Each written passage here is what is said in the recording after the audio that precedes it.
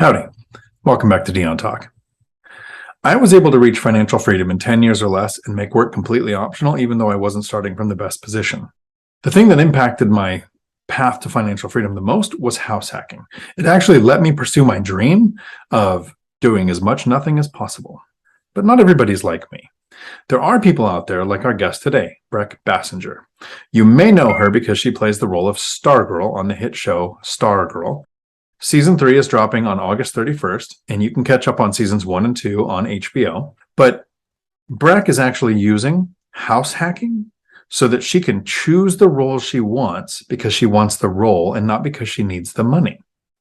And if you're curious, I don't think it's weird at all that a guy my age watches a show where Brec is the star, because it's a show about people with superpowers, and that pretty much gets you a pass. Like the demographic is men 6 to 60.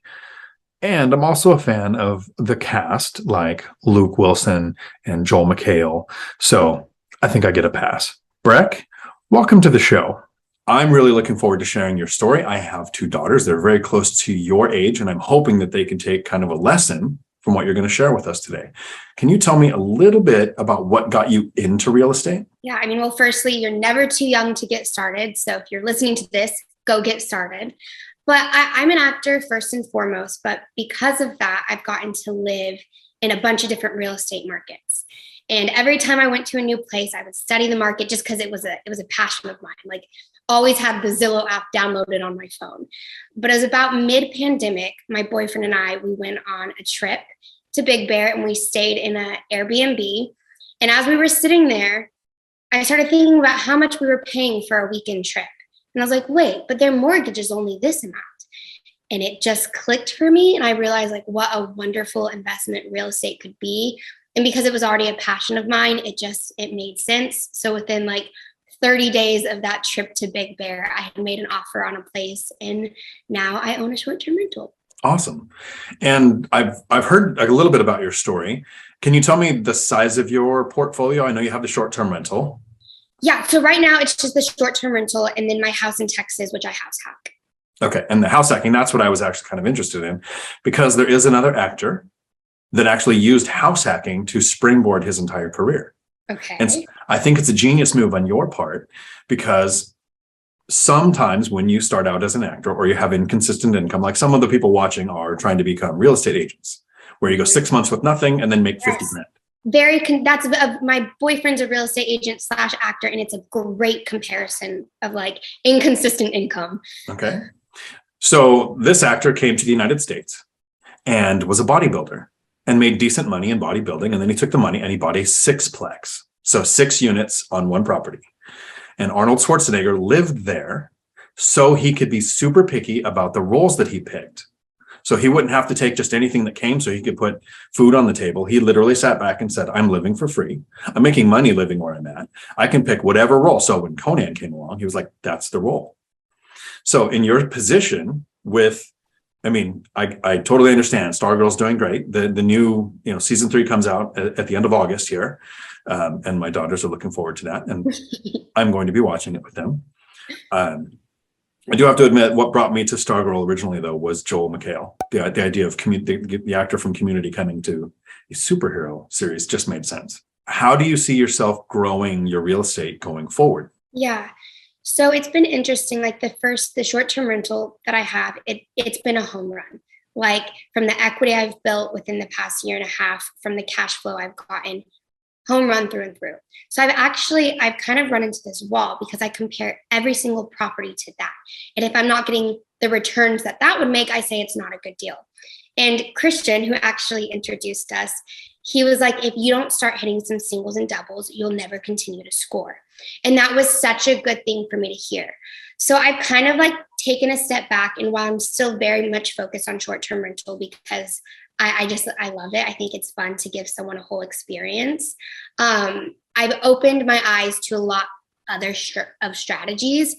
So whether it's like doing a BRRRR, a flip, I'm kind of just keeping my eyes open, studying the markets that I'm in or getting to live in for a moment until I see a deal that makes sense with the time that I have available. I like the idea of being open-minded to what comes your way. And I think you understand the short-term market. Like you know how to use the platform, you know how to run the numbers. I'm curious, for the people who are just starting out, which strategy would you recommend that they start with? For me, when I first got into it, the BRRRR method just made a lot of sense to me. I personally find that strategy just very interesting, and it's something I'm wanting to do.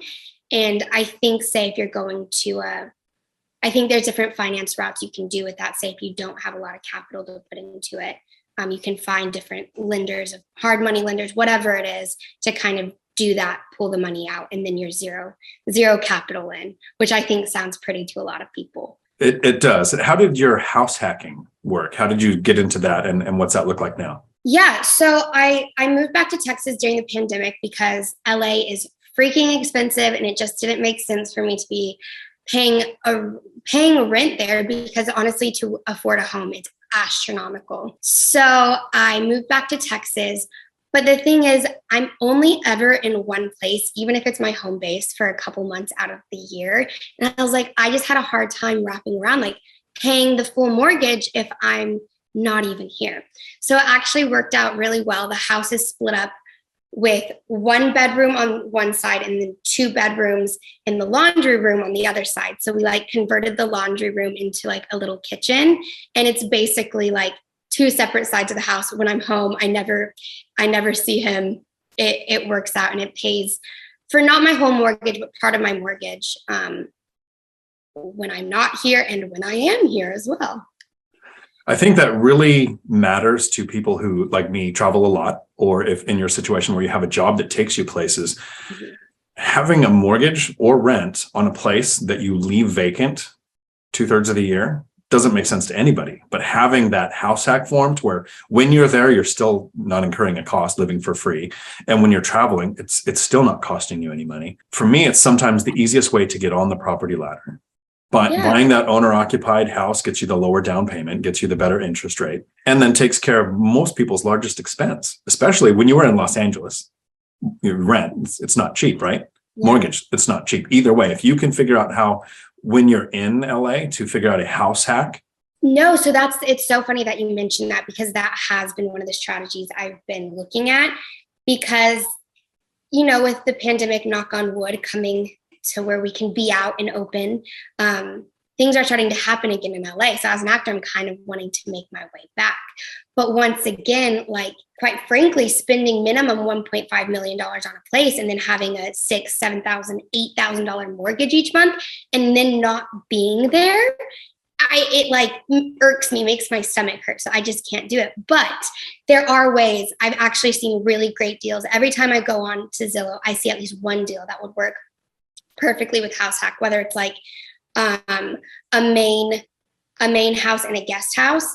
But recently I saw this triplex in Burbank, if you're familiar with LA, and it would have made complete sense. It would have paid for the whole mortgage and a little bit more just by renting out the 2 units and living in one of them. So actually that has been something I've been looking at. And I think for me to be living in LA, it would almost be a necessity. Yeah, that's actually a strategy I hope more people look at. I house hack myself. My first house hack was a duplex. So I lived in one side, rented out the other. And my mortgage that I was covering was about $300 a month. When I moved from the duplex I'm in a fourplex now. So there's 4 units here. I'm being paid $2,500 a month to live here. And I'm around Tacoma, Washington. So it's not as expensive as LA, but it's not like a lot of other places. It's not super cheap here. Average fourplex is 1.5, 1 million to 1.5 million. But to be paid where you live makes it a lot easier to do things like hold out for whatever job you want. I'm actually thinking of signing up for the local filming agencies to be an extra, because I don't need the money and I can have just something to do and go hang out on set for a while. Couldn't do that if I had to work because my housing was expensive. So I think what you're doing is brilliant. Someday I might pursue an acting career, but not today. Well, Brec, I can't thank you enough. This has been awesome. We've brought up some great topics, and I know that somebody watching is going to have some questions. And if they wanted to reach out and kind of understand what you're doing, how would they get a hold of you? I'm very easy to get a hold of on BiggerPockets, Brec Bassinger. Message me, connect with me. I'll be there. Awesome. That's too cool. I love the BiggerPockets community. And it's great to see that many people trying to help each other without everybody just trying to sell something. Thank you so much.